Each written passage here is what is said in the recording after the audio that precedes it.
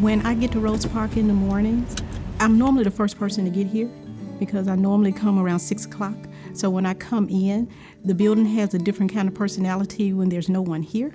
And then when the students come in, it's like a booming kind of personality. When my students come in the door, I expect for each student to be on their best behavior. I expect for them to listen, to pay attention. This is their job. School is their job. And they don't have any other job other than to be a student. And so I want them to look at themselves and determine if they're doing the best they can possibly do. And I've had students to be mad. I've had students to be upset. But I tell them I don't care. Because what I want them to do is be mad enough that you're going to go on and be the best that you can be.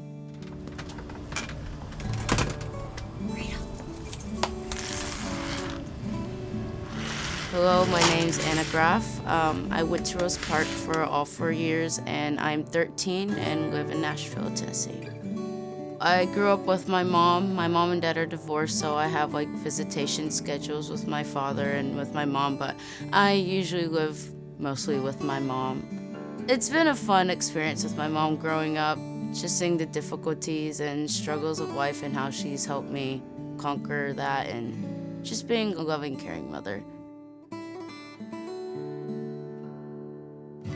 Rose Park was a really fun experience for me. I met new people, made new friends, but mostly setting goals in life and what I need to do to conquer them and how to get past obstacles that come in my way. I think goal setting is important because no matter how young you are, there's always something that you want to do. I never wanted to be a teacher. That never crossed my mind. I want to be a nurse. I want to be a lawyer. I want to be a doctor. So I had all of these things, but I knew that everything that I wanted to do required me to do my best in school, and it required me to be able to go to college. And so I try to instill in them, you may not know exactly what you want to do right now, because it's okay to change your mind, but you need to have goals that are going to take you somewhere. When I first met Anna, she was what I considered to be fairly quiet. I kind of realized that maybe the self-esteem wasn't exactly where it was supposed to be, but I wasn't really sure why. I know when it comes to schoolwork, it comes a little bit more difficult for me just because sometimes I can't catch on to it as quickly.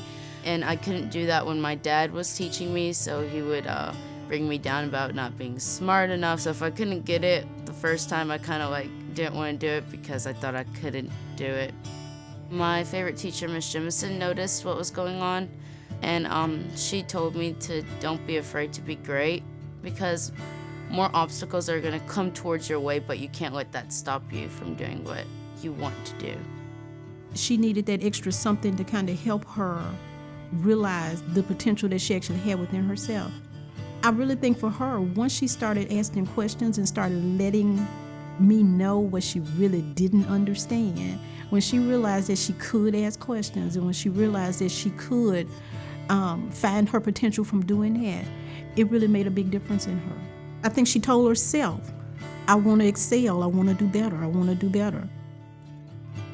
If I set a goal, it's my goal, and it doesn't matter what others say about it because it's my goal.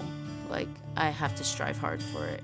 My goals have definitely grown higher than what I thought they could go. My goals have gotten bigger and bigger.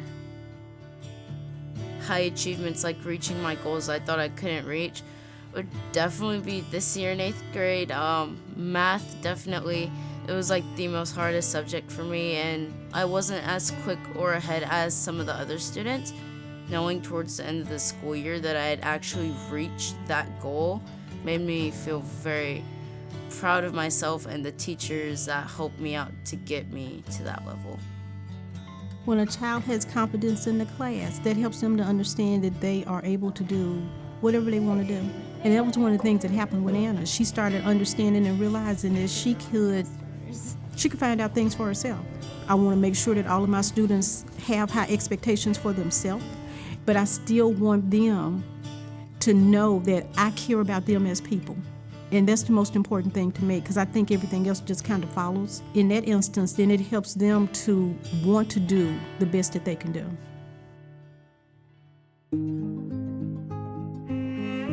The question or the idea of potential is an interesting one to me, because there is no student that doesn't have potential. There is unique potential. You know, some individuals are gifted more academically, gifted more athletically, gifted more mechanically, but every student has potential. My name is Julio Salazar. I'm a rising junior at the University of Notre Dame, and I graduated from Morristown West High School in Hamilton County in 2014. I was born in Mexico City in 1995, and at the age of 6, my family, being my mother and my brother and I, moved to the United States. So I started school late, knowing no English. I knew only how to say yes, no, and thank you. The highest level of expectations I've ever experienced was that first year in American education with Mrs. Rash. My first grade card, I remember, came out with C's, D's, and 2 F's. And she very clearly set those expectations that I was going to learn the curriculum as I was learning the language, that I was going to become an honor roll student, that I was going to do great things in high school and go to a great university. And thankfully, I did, because of those expectations she laid for me. I think I came into high school with blurred expectations. I wasn't thinking ahead, and it was those great teachers, particularly Mrs. Lott, who began to put me on the track of thinking further into the future, of thinking about where am I going to go to college, what am I going to do as a career, what are my dreams, what are my goals, and how do I achieve those. It wasn't just about asking me, what do you want to do, it's how are you going to do those things. When did I first meet Julio Salazar? Scrawny 9th grader in my biology classroom, honors biology. Miss Lott has always pushed me beyond what I thought was possible for me. And having taken 2 science courses, biology and environmental science, with her, I was happy enough to be coasting with a B- in that class, but she would not have it. She pushed me every day to do better, to study more, to do the homework better. At the end of the day, it comes down to you're a human being and you matter. Yeah, the test score is out there. But that being said, every day I try to go into the classroom and to say, I'm here to teach Julio today, or I'm here to teach Stephen today, or I'm here to teach Ethan or Sue or Jennifer today. I'm not here to teach biology. I'm here to teach that individual human being. And so I want to get past that fear and that skepticism that many students walk into the classroom with. And I want to be at a place where a kid is going to work their very hardest because I believe that they can do it. There's been a lot of failure in my academic career. It's not always been honor rolls and good grades. But anytime I'm thinking, this is too hard, I can't do this, I think about her, I think about Mrs. Rash, my 2nd grade teacher, and about so many other educators and friends of the school system that I've had in my life who weren't content with doing enough, who wanted me to do more.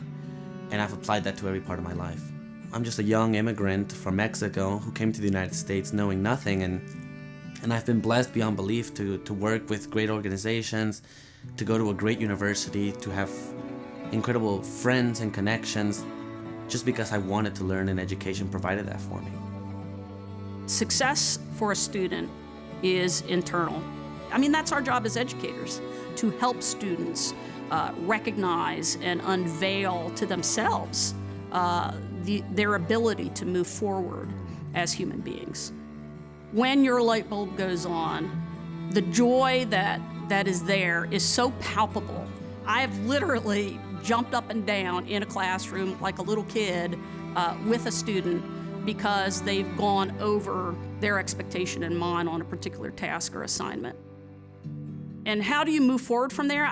It feeds itself. I mean, if you if you break the tape first, don't you want to break the tape first in every race from that point onward? You're creating a culture of can-do instead of a culture of good enough. I think teachers pushing me more than anything has made me believe that I can do more. That when I think I've reached my summit, there's a teacher there pulling me higher.